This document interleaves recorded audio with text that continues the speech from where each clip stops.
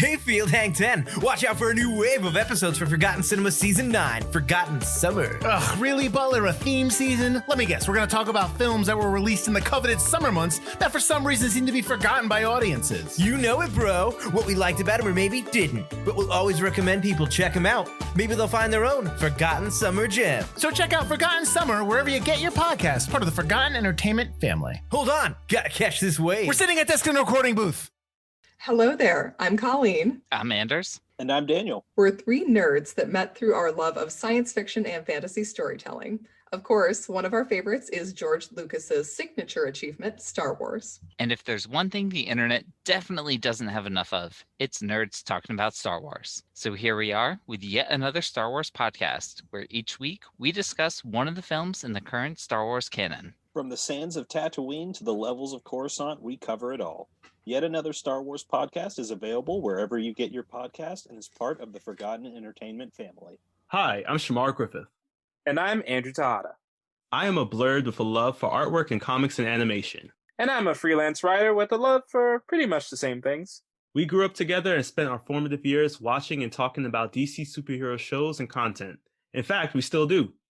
Every episode, we will discuss a film and its connection to the DC animated movie universe, compare it to its original source material, and share our thoughts on the adaptation. We've enjoyed our conversations these past couple of decades, and we think you will too. This is yet another DC Animated Podcast.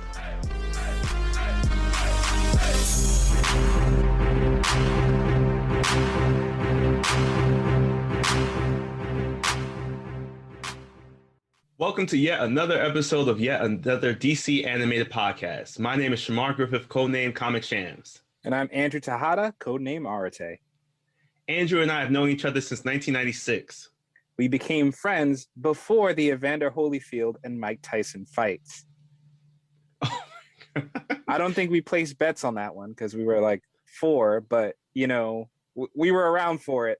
We were around longer than their fight, historic fighting ear fight. Yes, we definitely got an earful for not betting on that fight, I guess. But speaking of big matches throughout history, we finally get to see the biggest one of all in the DC universe, and I don't mean Batman versus Superman. We finally get to see what happens when Batman faces off with Robin in our film today, Batman versus Robin. This film is mostly based on the story inspired by the 2011-2012 comic by Scott Snyder and Greg Capullo. This film from 2015, directed by Jay Olivia, introduces us to one of the biggest versus battles in the DC universe and unfolds a bigger conspiracy than Tupac still being alive and selling his mixtapes. Yes, he is there in Hawaii. I've been there. I thought he was in Cuba. He has to keep moving. Oh, okay, that's a good point. This film, with a runtime of 80 minutes, we see the return of many of the voices of the Bat family, with Jason O'Mara as Batman, Stuart Allen as Damian Wayne, Sean Mayer as Nightwing, and David McCallum as Alfred. We're also introduced to the film's true antagonist, with Jeremy Sisto as Talon. And finally, we get some voice acting royalty coming through, with Gray Delisle as Samantha Vanver, Kevin Conroy as Thomas Wayne, and the craziest of them all, Weird Al Yankovic as Anton Schott, the doll maker. That is some crazy casting, and it definitely fits for this movie, which going in, I admit, I had been like, how many Batman movies are we going to do? I'm so tired of seeing a Batman-focused movie. But then the opening of this movie hit, and I immediately changed my mind. So true. But before we start, I have to ask, who did you have in this fight when you first saw the title? Well, when you have a fight between two opposites and one is willing to kill and the other isn't, then you got to bet on the one who's going to kill because they'll do anything to win. So Damian is a little murder-happy psychopath when we meet him. So I bet everything on Damian. Agreed. And we're going to see what happens as we start to dive into the film with a scene that opens up that, in my opinion, is such an amazing callback to Batman Under the Red Hood. It's the Batmobile driving through the snowy terrain. We don't know who's driving it, but then we immediately find out that Damian has stolen the Batmobile as he is investigating a crime that connected to kids going missing. And for some reason, they've all had these toys from this place called Shots Toys. And appropriately, just like under the Red Hood, a Robin is going into a warehouse alone without Batman for backup. So Batman is freaking out over the comms while Robin is confronting this vicious villain called the Dollmaker. And right before Robin discovers the villain, he sees all these tiny children in cages. And Dollmaker insists that he wants to fix them. He wants to protect them from the world by turning them into his twisted dolls. So that's when these little kids with these creepy doll faces that look a little malnourished and or zombified or something, they start attacking Damian. And as they're attacking Damian, Batman jumps in. He's taking on all these kids as Damian decides to go run off to take down the Dollmaker, who is also taking this opportunity to escape. And I love this one moment that happens because as Batman completely subdues all the kids that have been tortured by Dollmaker with gas, we want to say. Just, oh yes, he doesn't. He doesn't knock them all unconscious like if you were selling an eighth in Gotham. Batman would break your arm and kick you into a coma, but for the kids, he subdues them with some sleeping gas. Yes. Let's make sure we put that disclaimer on there. As he finally subdues the kids, he goes over to the cages and breaks all the chains that are keeping the other kids locked in the cages. At this moment, this one little girl sees Batman and completely just runs into his arms, and Batman just assures her at this moment that she's safe. She's truly safe. And I love this moment because I feel like it's showing that Bruce's time with Damian, which at this point in the film, we learn maybe it's been a couple of months now since Damian has been with Batman, but it shows that Bruce is really leaning into his paternal instincts, something that we've never really seen before because of the fact that in this new universe, Batman didn't know about his son until just the last movie, just a couple months ago. Yeah, and it definitely also is a nice callback to Batman's own traumatic past, which everybody knows by now. We don't have to spell that out. But that moment where he's comforting a child after this great tragedy is something I bet he wishes he had after seeing his parents gunned down. I bet he wishes someone had come up to him and just said it's okay, even though both of them seriously need therapy, the kid and Batman. Yeah. But it was a really nice moment that they stopped the movie to really let you absorb that moment. And that's from this point where I knew that this was not your typical Batman punch him up. Like they were going to go deep from this moment.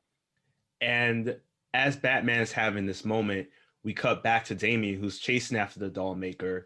And once again, it seems as if Damian isn't listening to Batman about justice, not vengeance, a line that is echoed out a couple of times throughout the film, but we first hear it here in this moment. As he has the Dollmaker dead to rights, the Dollmaker is pleading for his life, and you think that Damian's actually going to kill him. But instead, Damian just stabs the ground next to his head, walks away, says his mantra on justice, not vengeance. And at that moment, Dollmaker is getting back up, ready to kill Damian. But right before he does so, you hear a sound of flesh being pierced. And as Damian turns around, he sees that the Dollmaker is now dead with blood on his shirt. And as he falls, there's this assassin dressed up in all black, very sharp talons. And as he's standing there, he's holding the beating heart of Dollmaker in his hands, telling Damian that it's okay to trust his instincts. Yeah, it was such a brutal moment. And I can't believe I'd seen this movie years ago, and I don't remember someone's heart being ripped out within the first 10 minutes, but this happens. And of course, you can't disagree with why Talon wanted to do this. The assassin, sorry, spoilers. But, we were going to find out his name eventually. Yeah, you don't disagree with why Talon wanted to do this, but they also did make a point to show that Dollmaker was also the subject of abuse as a child, which does not excuse anything he does, but it also shows that Talon went after somebody who really needed mental help and jail time, but instead he decided to just prevent the chance from this ever happening again by taking out his still beating heart.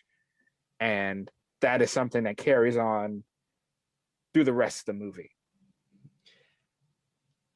As Talon escapes, Robin is left confused, and Batman arrives and more or less blames Robin for killing Dollmaker.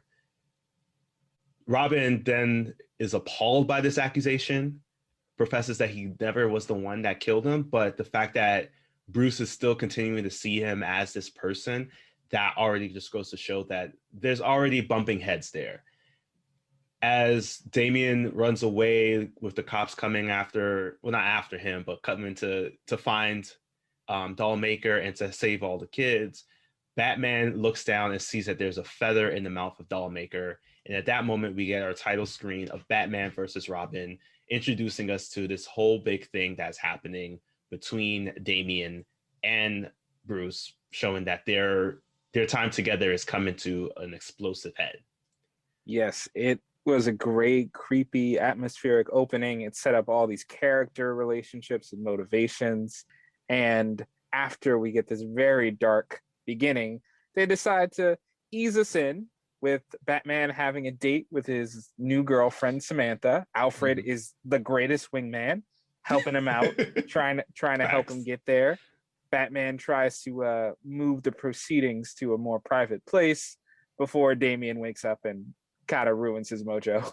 I think this actually answers our question from the Son of Batman film of what Damian would have done if Batman and Talia happened to, engage in relations. Oh yeah. Damian would shut it down. There's nothing that ruins the mood more than your homicidal son just showing up.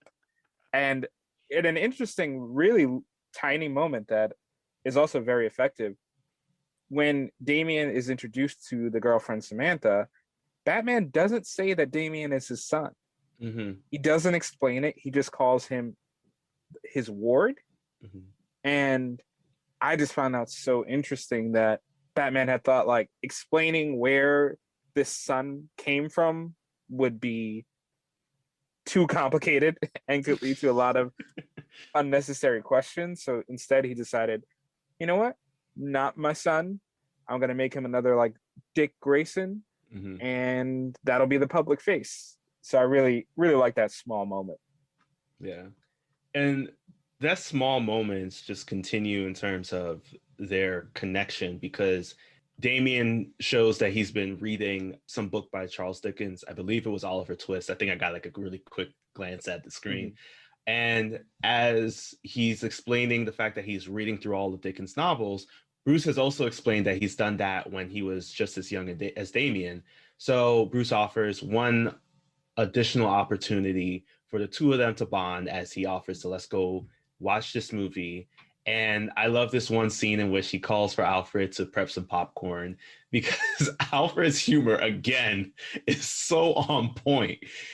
As Batman is requesting that the popcorn have all the butter, and Alfred is like, I'm sorry, you do know about the high cholesterol that happens when you drench your popcorn in butter. And it's just like, this is Batman. If we found out that Batman died of cholesterol and Alfred just be standing over, just like, I told him so, I would accept that. Yeah, I mean, I guess in a very roundabout way, you could say this is foreshadowing his future heart problems that multiple media and like they cover this in Dark Knight Returns and Batman Beyond. He always has some kind of heart issue. So maybe that's the sly reference to that. I just loved how serious Batman was when he ordered this popcorn. His face was like, he was like depositing money at the bank to get popcorn with butter. Like, I don't know why he takes this so seriously. And they watch the movie, and then we cut back to a scene now where Damian later on in the night again tries to sneak out. It was really great to see this scene because we get to see the full extent of Wayne Manor's security, but also all the gadgets that Damian has at his disposal. And right before it seems as Damian's about to escape and venture out through the night, he gets electrocuted by the fence. Bruce is watching as this is all happening, and we have another heart-to-heart arguing moment between the two of them. Damian is upset about the fact that he can't go out on his own as himself as Damian because Bruce hasn't signed the papers to legalize his presence here. And Bruce is just talking with him, telling him just to wait. We will do this. We'll be proper about this. I just want to make sure that the world knows that when you are my son, that there is no illegitimate claim to that fact. We go back to the Batcave. Bruce is building something while also analyzing the feather that he picked up from the doll maker's mouth. And they have, once again, another heart-to-heart, which shows to me that, like you said, Andrew, this is a duo that needs some therapy, man. Like, they just have all these times to talk to each other and no one is actually doing it because no one's forcing them to sit down and speak. Yeah, they need to get out of that cave a little bit more because there are so many shades of their relationship, and you can see how close they are and how similar they are, even though they don't want to admit it, and they just can't get past that barrier. Mm-hmm. So much so that Batman decides to investigate the lead on his own, and he sends in Nightwing to babysit Damian, which translates to Nightwing, please beat the crap out of Damian for a couple of hours while I'm out here investigating. Yeah, and there was something big that happened in that moment there too. As Nightwing is sparring with Damian, he says that Damian could never measure up to Robin, and that in fact he really was the only one. So my question is, in this new 52 universe, in this cinematic universe, is there no Jason Todd? Is there no Tim Drake? Because this is big. We have evidence that Dick and Damian were the only kids that Batman took in. I don't know. I don't remember. I think Bad Blood brings in all the Bat allies. So I don't remember if Red Hood is in that or if it's just like Nightwing, Damian, etc. But yeah, there, in any case of what the lore of this universe is, there's definitely this feeling from Dick that he is the true Robin, which the subtext of is he's Batman's only son. Like this blood relation he just found is not more of Batman's son than he is. And I think he's very touchy about it. And that's where Robin, the new Robin, Damian, always tries to needle him, just reminding him, I'm the biological son, you're nothing. And it's such a sore point for Nightwing, who seems so casual. Even when Damian throws my favorite insult of the movie, I don't need to be trained by a circus clown. Like, come on, bro. Stop it with the heat. Nightwing doesn't deserve this. But yeah, there's definitely this friction and tension that's building between them. And even though you're really wrapped up in that, we have to get back to the main plot. So Batman comes back. He's searching through a museum, and we slip into some flashbacks about the Court of Owls. As we are seeing Batman reflect on his past, the first scene is of him and his father. His father is telling him the nursery rhyme about the Court of Owls. It's, beware the Court of Owls that watches all the time, ruling Gotham from a shadowy perch behind granite and lime. They watch you at your hearth, they watch you in your bed. Speak not a whisper word of them, or just send a talon for your head. And if that doesn't give you like the Freddy Krueger 1-2 Freddy's coming for you vibes, I don't know what will. Yeah, that's gonna give a kid nightmares. Thomas, don't tell your son these nursery rhymes before bed. It's like, sir, come on. You want the kid to go to sleep. But in this flashback, Bruce is just, young Bruce wants to make sure that the Talons in the Court of Owls aren't real. And his father assures him that they aren't. And as he says that he will always be there to protect them, they immediately jump to the scene where his parents are shot and killed. Great cut. I think, we're all tired of seeing Batman's parents get gunned down, Uncle Ben die. But this is one of those occasions where it works because, it's directly tied into the story because it says what affected Batman most about his parents' death. And now we know it's the idea that the world was safe and kind before they died, and that safety is taken away, that they couldn't fulfill their promise, is the thing that shocked him most to his core. And you see him as a child trying to find evidence of the Court of Owls. He's investigating Gotham, but he gets no leads and he breaks down in front of Alfred. And you even get some emotion from Alfred, which is good on its own. But since this Alfred is so dry and sarcastic, to see him nearly cry on screen had me like, look, choked up. Alfred, Alfred, don't cry, don't cry. Yes, that's a petition for us in this episode. Please don't give us any more scenes of Alfred crying. Take care of this man. Yeah, we've seen enough. So we cut back to now Bruce is being attacked by some assassins in the museum. They're all dressed like Talon. And as he's fighting them off, they're really just taking him down. He's getting all the cuts. And at one point, he takes off the mask of one of these assassins, revealing it to be this zombified being. So Bruce doesn't know what to expect. He's fighting for his life now at this point. And right as he's crashing through buildings and walls and into a dinosaur that's in the middle of the entire museum, the assassins walk up to him to give him the final blow. And at that moment, they just all disintegrate, leaving Batman for dead as he presses the button on his utility belt to call for Alfred, signaling that he needs some help. Alfred decides to call Nightwing, who at this point is still supposed to be watching Damian.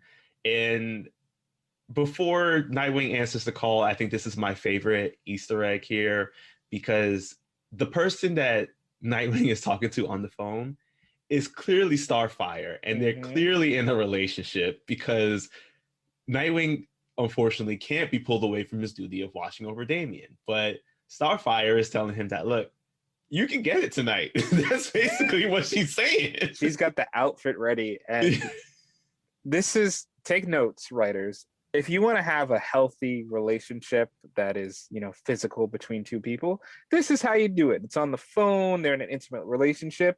You don't have to unzip Starfire's chest and show all her cleavage all the time. Like Talia, you can just have a normal conversation between two healthy adults. And as Nightwing sees the call from Alfred, he also sees that Damian has once again escaped into the night. It was to cut to a scene with Damian, who is now taking down some street thugs attacking this elderly couple. And as Damian has them both pinned to the floor, the street thugs, Talon makes his appearance once again, pushing Damian to kill them. Yeah, Damian, another one of my favorite lines of this movie. They're like, we surrender. And he's like, who said surrender was an option? And he's ready. Damian is ready to do it. But once Talon shows up and pressures him, Damian kind of backs off and decides, nah, I'm not gonna clean up this filth. I'm just gonna leave them be. And Damian decides to chase after Talon, who they go to Talon's hideout, which looks like kind of like a karate studio filled with a lot of costumes that are like Talon's own, but just different accents based off of, I'm guessing, almost time periods. And it was just, you can clearly see here that we haven't really met them yet, but the influence of the Court of Owls is making his first presence here. Talon reveals to Damian that he's looking to take on Damian as a protege because clearly Batman's method of lock him up, hope for rehabilitation isn't working. So he's asking Damian, who clearly is like him, wants to fight crime by ending crime, to be his protege. And he gives Damian a little device to let him know that he can always call him whenever he decides to actually join. Damian returns to Wayne Manor to see a bandaged up Bruce, who is completely upset over the fact that Damian has once again gone out. And this leads to another argument between the two. And I think this is probably our biggest argument that we see, given the fact that this is once again Bruce asking Damian to just work with him and get annoyed by that fact. And Damian is just so confused at this point because he just feels like once again he's just being held within this home. Yeah, Damian, during this argument, he calls himself a biological accident. That's how disconnected he feels from Batman. Really a double insult to Robin, the original Robin, Nightwing. because now Nightwing is like, you get to be Batman's biological son, and you don't even seem to want it. And it really seems to needle at Nightwing, and they don't go into a whole conversation with Nightwing, but just the facial expressions and the animation here, you can tell that Nightwing is really affected by all of this going on. And Damian decides to escape again, which Alfred reveals that he let down all the security measures because he wanted Damian to go out and explore. And if he comes back, then there's a level of trust there. Mhm. And if he doesn't, then Alfred was wrong. And Batman is pissed about this, but honestly, I agree with Alfred. Same. I think that was honestly the best way to handle it. It didn't make any sense to keep Damian locked up in this way, especially because already in the first movie with Son of Batman, Damian has been out in the world. People know who he is, or at least have an idea about him. But Bruce can't handle this moment right now because he's getting ready to go on a date with Samantha again. And as he's driving over while talking with her on the phone, he's attacked, but this time by the actual members of the Court of Owls. And Bruce here, I want to say, clearly graduated from the Dominic Toretto School of Fast and the Furious driving. Hell because, wow. He's living a quarter mile at a time, dodging cars left and right. And they eventually catch up with him. But I got to give props to my man. He got messed up by a bunch of zombified Talons the day before. So the fact that he led a car chase for any amount of time is impressive. He gets into another severe car accident. Oh, gosh. At the end of the sequence, I don't know how he's still alive. And he's dragged to the Court of Owls. Where the court reveals that earlier in the movie, Bruce shared this plan of revamping Gotham. He wanted to really build it up, and he was willing to invest his own capital into it. The Court of Owls reveals that they also wanted to be a part of this plan because they know that Bruce wants to do this. And they feel like the best way for the two of them to work together is for Bruce to join the Court of Owls. He seems almost kind of willing to do it, mainly because he's pushing to get more information from them. He's asking, what about Batman? How do we tackle him? They reveal to him that, Batman's being handled as we speak. And as Bruce decides that he wants to keep playing this game, he decides to say that he wants to consider it, needs some more time to think it through, but places the tracker that he had in his pocket onto the mask that they offered him and put it back onto the pedestal that it was right before they drugged him once again and took him back home. Yeah, Bruce has all kinds of messed up things in his system from all of this week. Painkillers, right, psychopathic drugs, everything. While Bruce is getting a minute to recover, Damian once again fails to kill a target set by him by Talon. And we find out two major things about Talon in a short sequence. One, the Court of Owls wants to essentially turn him into a zombie to lead a generation of Talons, which is a nice callback to the Lazarus Pit, reviving you and giving you immortality. The Court of Talons wants to give you a kind of twisted immortality by turning you into a mindless zombie, which Talon is like, I don't know about that. And we also get Talon's backstory, a little bit more about him, where you find out that he was the essentially adopted son of a thief. And the thief he was never good enough for the thief. So the thief would abuse him, would beat him because he just couldn't measure up to the thief's stature. So he calls the police on the thief, and the police, I guess this is Gotham PD or another kind of police department, because they shoot first and don't ask questions later, and they kill Talon's father figure, which leads him to being abducted by the Court of Owls. After sharing this story, Batman enters and he tries to take on Talon to tell him that he needs to get away from Robin. And this is the final heart-to-heart between Batman and Robin, as Robin allows Talon to escape.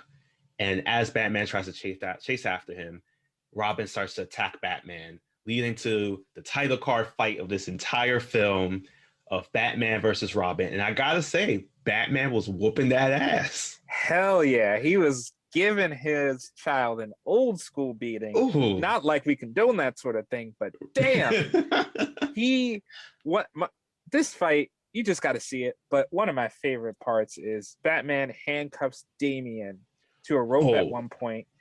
Damian picks the lock on the handcuffs, runs down the building vertically, Yes, and then attacks Batman, and they both tumble into the ground. I'm like, yo, this kid is good. And I love that moment because it was the first time I think I ever seen like Damian almost exhibit super speed, pretty much. Yeah. And the other crazy thing about it was, as they're free falling, Batman moves himself in a way to take the most of the hit as they hit the ground, showing that he's still once again shielding his son from harm.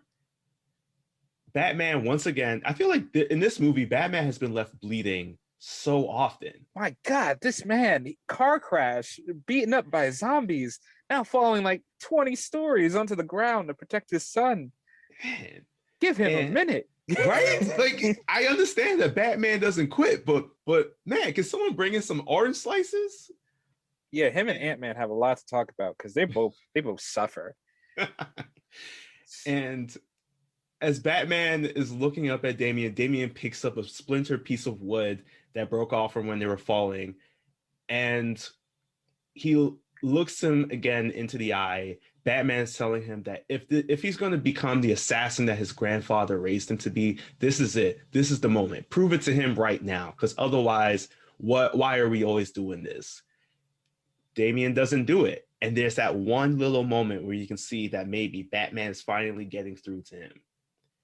However, this leads to their final talk, in which Damian says that he can't go back with Batman, and he decides to go meet up with Talon.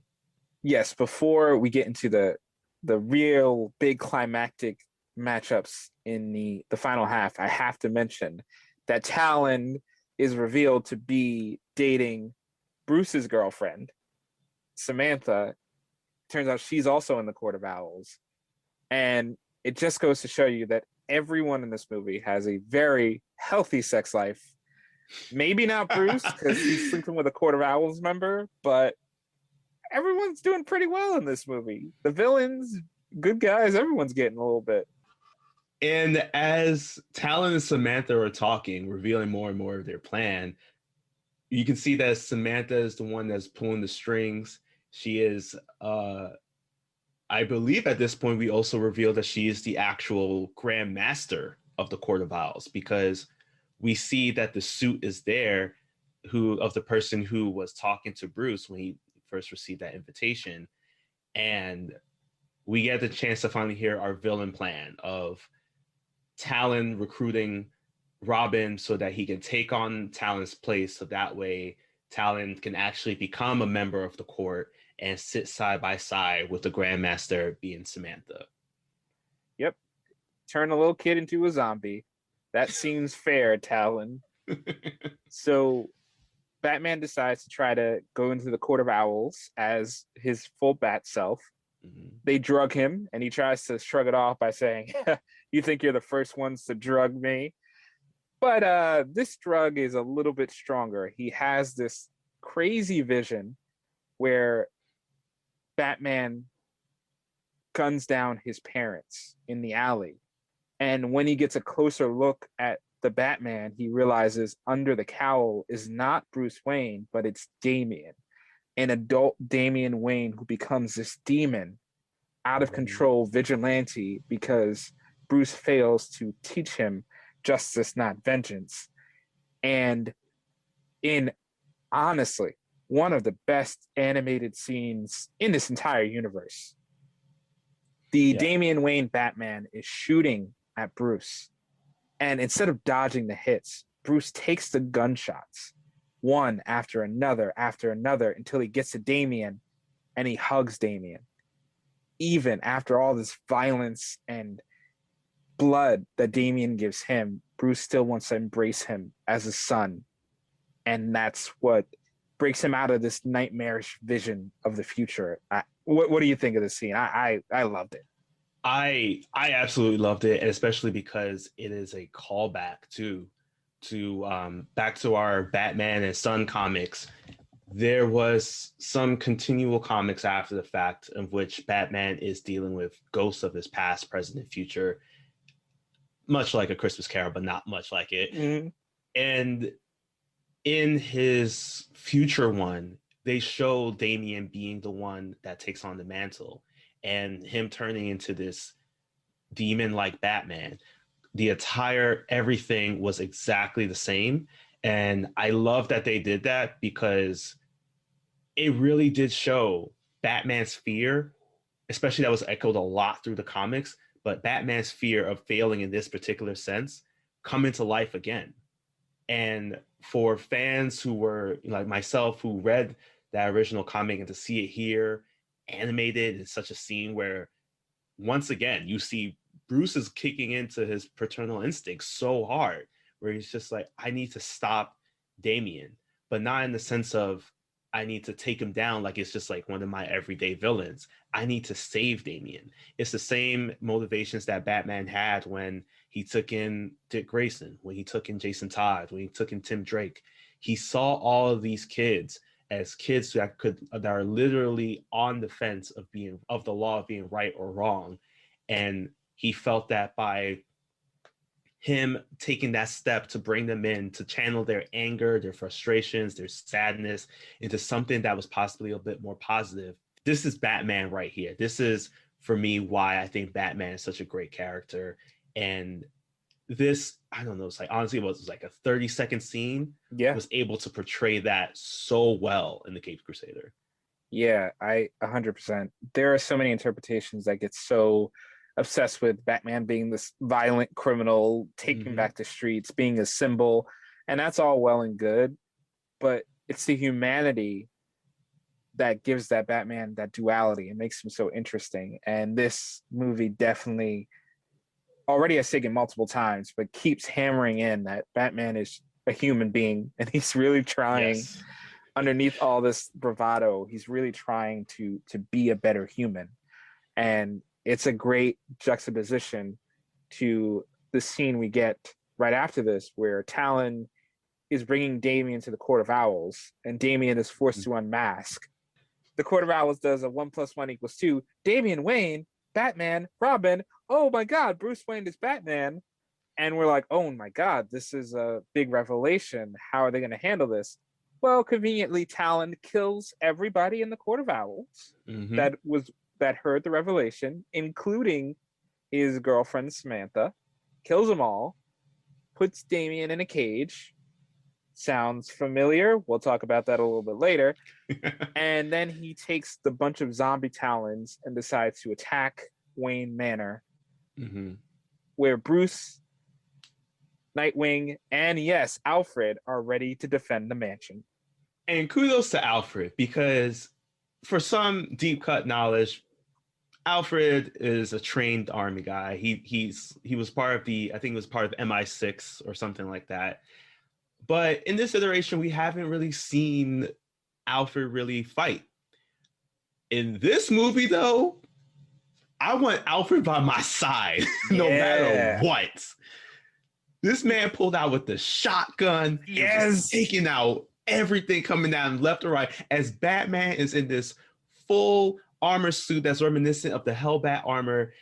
But before that, I just want to say that I'm so happy that they included this line, because it is part of the original comic that inspired this movie, of when Batman first jumps into the armor, it's like Hulkbuster armor, if you haven't seen it. Like, just picture the big, bulky Hulkbuster, tall suit, metal Batman. Yeah. He comes out in his armor, and as he sees everybody there, he just yells out, "I'm going to tell you this one last time. Get the hell out of my cave." And that was in the comics. And honestly, I think I've read that scene every single time I open that book. I have to jump to that scene first before I reread it. And I love it. And I'm so glad they included it into the movie. Yeah. See, if you're going to have your Batman curse, because he also throws in a sons of bitches. I wrote that line too. You sons of bitches. If you're going to have him curse at all, definitely throw dude, make it appropriate. You know, make it not just. I don't know why I'm saying this. No, don't just have him curse out Joker on a random bridge in the middle of nowhere in the epilogue of your movie. Why don't you just tie it into the plot organically, like you did here? And it is great. We should mention at this point that since they're all zombies, Batman can kill, dismember, whatever he wants to him. And he does. He does a lot of that. Alfred's with the shotty. He jumps on the armored Batman's back at one point. Nightwing, with some beautiful choreo, is hitting the double with scream with sticks, knocking out every zombie. It's gorgeous. It's a great scene.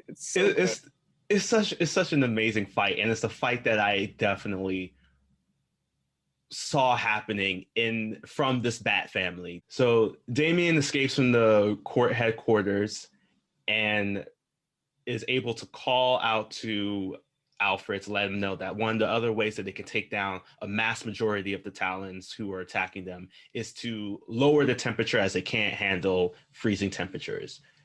Damian makes his way over to the Batcave, and at that moment we see that Talon has now taken on the fight to Batman. The two of them are fighting, and during this back and forth, Talon shares to Bruce that he could be a better father to Damian than he can ever be. We see now that Damian jumps in to save his father. This is it. This is the final battle as the two of them go back and forth, exhibiting all of their martial arts skills. And as Damian is able to protect his father, what ends up happening is Damian grabs one of the sais that Talon uses, and as he's stopping Talon from moving forward by pointing the sai at his neck, this is Talon's one last attempt of saying, you know, this could be it right here. You can cross the line by killing me. And Damian refuses. At that moment, Talon says, well, I'll just have to cross that line for you, takes Damian's hand and plunges the sai through his throat, killing him instantly. Yeah, and, you know, it's one of those, this is not on Damian's kill record, but it does shake him, because very technically he was involved. And you see it affect him, which tells us that, you know, that nightmare vision of Damian gunning down people relentlessly is probably not going to come true if he had this much problem being involved in a death, however indirectly. So after this great climactic fight, Batman and Damian have this one last heart-to-heart, and Batman opens up the home. He acknowledges his trauma. He says, we both need to get through this, and Damian isn't ready to come back to the mansion yet. So Batman offers Damian an alternative, which is to see a collection of monks that might help him find some peace. And with that information, Damian kind of refuses it, but he does acknowledge his father. They have an affectionate moment, and then he gets the hell out to some mountains for some monk training. And that's it. We're done. That's the movie. Yes. So, what did you think of the movie? I will not say this lightly, but I'm giving this 10 Talons out of 10.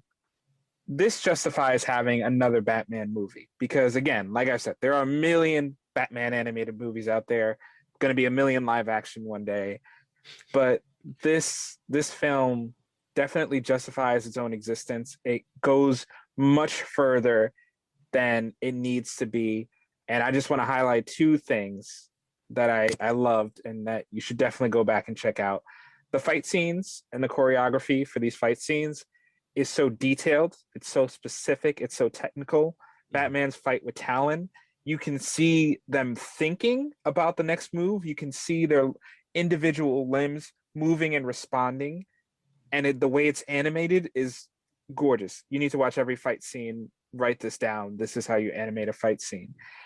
And the running theme of fathers and sons throughout the movie is prevalent. Everybody has a father-son relationship they're dealing with, but I love the parallels of Talon and Robin to Dollmaker at the beginning, this throwaway villain, because Dollmaker, to protect the children, he makes them in his image. He makes them in the Dollmaker image, and he puts them in cages and he says, "This is what will prepare you for the world." And Talon, not only does he literally put Robin in a cage at the end of the movie, but he spends the entire movie trying to remake Robin in his image, to be Talon, to be like him.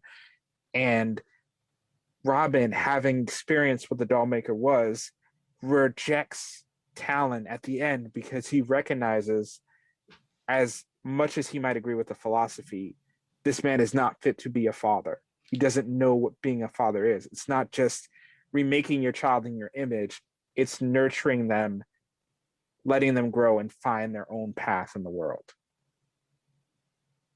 Yeah, I agree with all of that, and especially with your rating. This is personally one of my favorite installments into the DC animated universe now, especially because these are stories that were written not too long before this movie came out.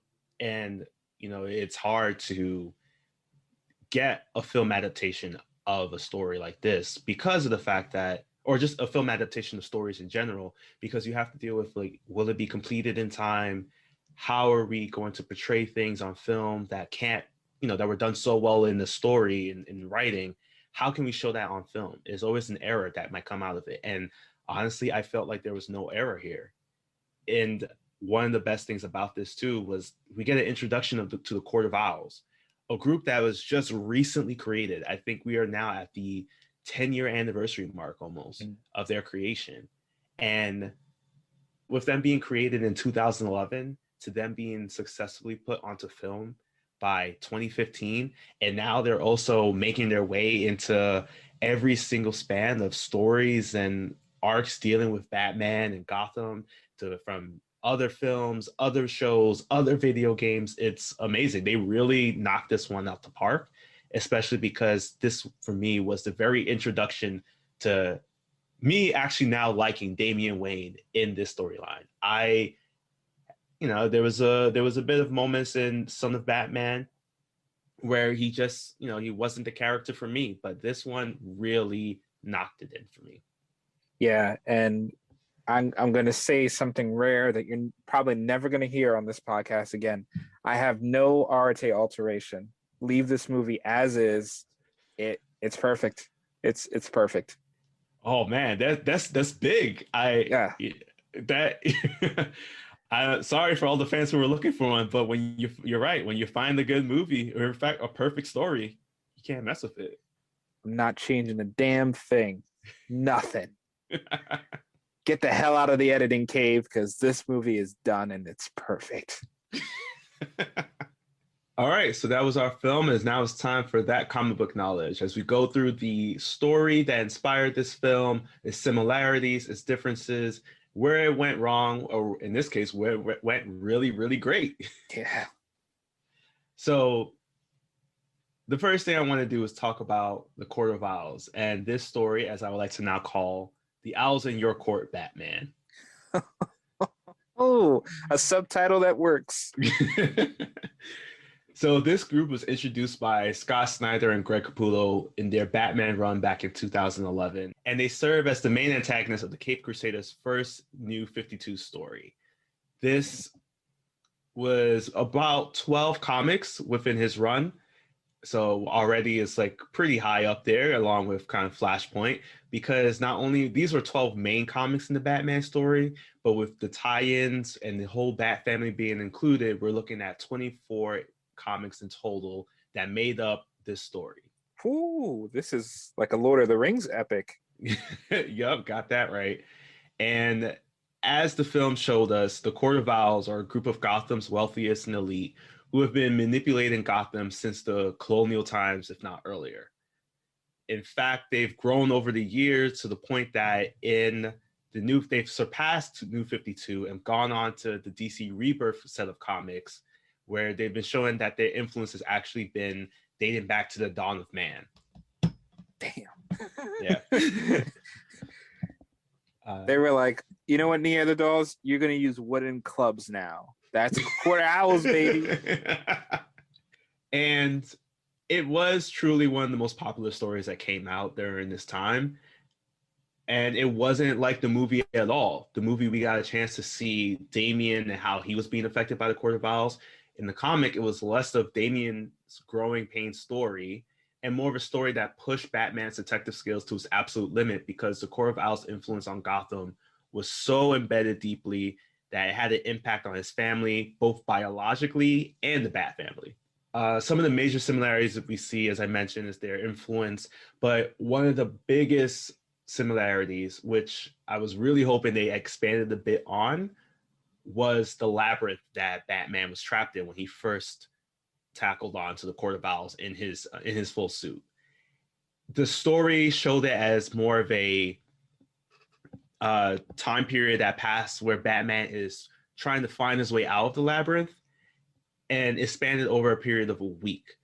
So all of the things, the Easter eggs that were there, we got to see, like the owl that scratched out Batman's eye in the film, leaving this really one side unbothered Batman, but the other side, this tethered, distraught Batman. And we also got a chance to see how being in that labyrinth was one of Batman's biggest mental tests with his career. And there's also a moment in which Batman is greeted by his parents. This is such a big moment because, as we know, this is Batman seeing Thomas and Martha again for the first time. And as he goes in for the embrace, he's attacked by them as they turn into these owl-like figures. And at that moment, Talon comes in for the final blow, but Batman finds a way to overcome it all, showing that he really is the city's defender, which I think they did a really good job in showing in the movie, as he's able to fight back against everything that's there, though he does get pulled out and saved by Alfred and Nightwing as they wrap him up. And we get a chance to see him be in that same straitjacket that was both portrayed in the film and the comic, because in the comic, he's been in there for over a week. So it's understandable that at this point, he's just so mentally distraught. But now, I will honestly say that this film did such a great job with putting forward the same storyline from this comic into these 80 minutes that the differences that I saw, I could have done without. I'm fine that they didn't include it, because it would have just added some more complexity to the story that would have forced this movie that was really only 80 minutes, that would need to force it to become a 4-hour long movie with 10% of it being in slow-mo. There was no registered slow-mo in this film. They didn't have time for it. They had to get through this thing in 80 minutes. And yeah, this is a historic episode of the podcast. I have no alterations. You have no comic changes. This movie is the best one I think we've seen so far. Yeah, they really, like I said, I'll keep saying, they really knocked it out the park with this one. But some of the major differences that we did see were the fact, as I mentioned, that Talon was targeting Robin. Damian plays so much of a smaller part in this story that I think that his role was reduced to cameos, honestly, in the story. So he was just popping in like, hey guys, still here. Yeah. And he leaves in the comics. There is one touching moment where Damian, as they're searching for Batman, who hasn't been found in over a week, he goes over to Commissioner Gordon, who at this point is still lighting the bat signal. And as the bat signal is just running out of the battery and juice, which I didn't know it could, but I guess actually the light is being burned out. Oh, right, the lamp. But that does bring questions. Is the city paying for the bat signal? Is this why my electric bill is so high? Is it the bat signal? Tell me, Bruce, you're a billionaire. Fix it. And as the signal is burning out, Damian runs over and is demanding for it to be turned back on. In this moment, he just fully breaks down now as Commissioner Gordon hugs him, because they both lost somebody who was so big in their life. Commissioner Gordon doesn't know that Damian is Batman's son, but he knows that this is someone that is very close to him. And this is our first moment in the New 52 universe where we get to see a very short-lined communication between Jim and Damian, as Damian is just pleading for this light to be turned on, showing once again the effect that the Court of Owls have on the Bat family. The other major difference is Talon. We don't get a name for our Talon here in this film. We really just get introduced to him based off of flashbacks. We kind of know who his character is, but in the comic, it was such a bigger, more kind of plot twist change. So Batman does kill him, as I mentioned, when he escapes from the labyrinth. And as Batman's making his way back to the Batcave, he's unconsolably distraught over the fact when he sees the dead body of Talon in the Batcave. Alfred and Nightwing were able to bring him back, and once Batman recovers, he decides that it's time to find out who this Talon really is. He finds out that his name is William Cobb, and William Cobb is the great-grandfather of Dick Grayson. Oh, damn. This was just one of the many familial connections that the Court of Owls had on the Bat family. So Bruce reveals after some digging that the Haley Circus, where Nightwing was raised, was a direct source for the Talons in the Court of Owls. So he reveals to Dick that if Bruce hadn't taken him in back when he was younger, Nightwing would have been the next Talon. Wow. Because there's a prophecy amongst the Court of Owls that in order to take over Gotham, they must have the Grey Sun.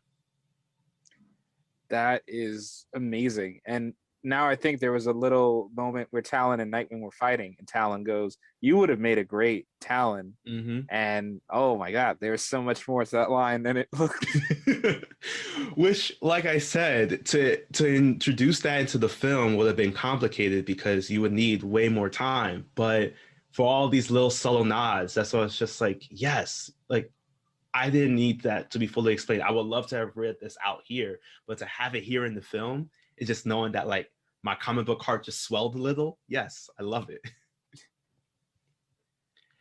And the other familial connection, which was also referenced in the film, was Bruce Wayne's ancestors. It wasn't Thomas or Martha that had the connection to the Court of Owls or were seen to be taken in. It was Bruce's great-grandfather as well, if not his grandfather, Alan Wayne. In the comic, we get a full half-issue story arc showing how Alan Wayne was being chased by the Court of Owls. He was also trapped in the labyrinth. And you can see in the comic, they have the camera there in the labyrinth where they take pictures of the people they trapped there. And it's a progression of how much they're losing their mind throughout the time that they're in there. And while he's there, Bruce sees a picture of his grandfather. So at one point, he remembers the stories of his grandfather being attacked or mentioning about how to beware of owls because he had this very innate fear of owls. So he realized that this is the connection. Alan Wayne was also one of the people that built up Gotham, and the Court of Owls wanted their influence in there too. So when he opposed to it, Alan Wayne, being so superstitious, blocked off the 13th floor of every single one of the buildings that he had connections to in Gotham.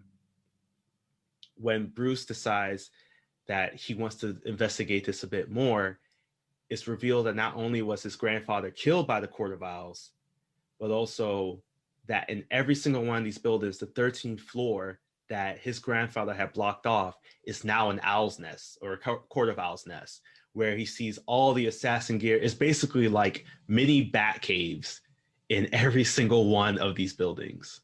Take notes. If you think you're being petty to anyone this week, look at the Court of Owls and how they got back at the guy who wouldn't let them design a skyscraper. Mm-hmm. Like, come on, that is so evil. And it's one of my favorite lines in the comic too, because Bruce says that in order to take on, if you have a rivalry, the best way to hide against your enemy is right underneath their feet. And this is where he gets the idea of checking out the 13th floor of every single one of these buildings, right before they explode in his face, once again showing that the owls knew what he was up to. Yeah, Batman takes a lot of L's in the story, but you know what? Every once in a while, you got to take a few L's to learn and grow. Yes, exactly.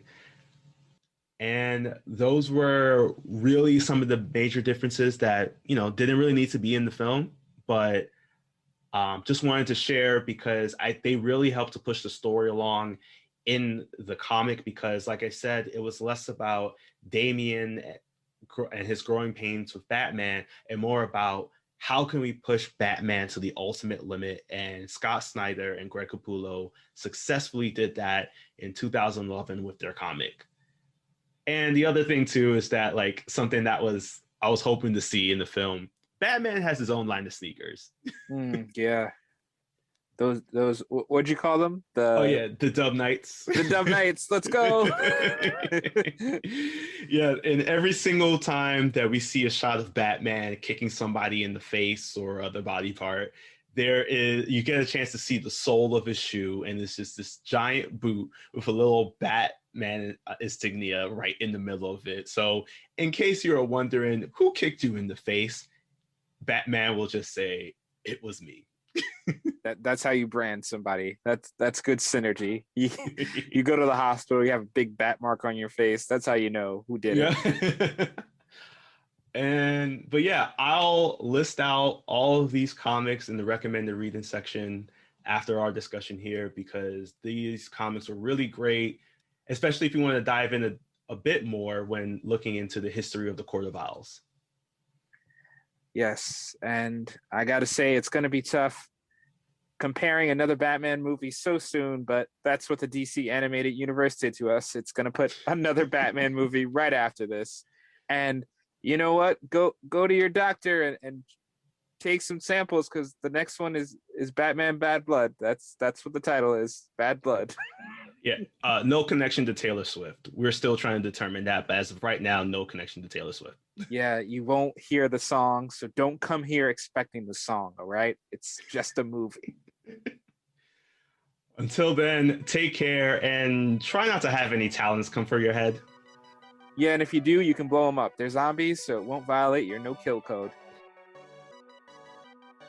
Now that we've finished talking about our DC animated content, here are some recommended readings for you. All of these comics and more can be found at your local comic shop, so remember to venture out and support your part of the source wall. And tell them Andrew and Shamar sent you. First on our list is Batman Court of Owls.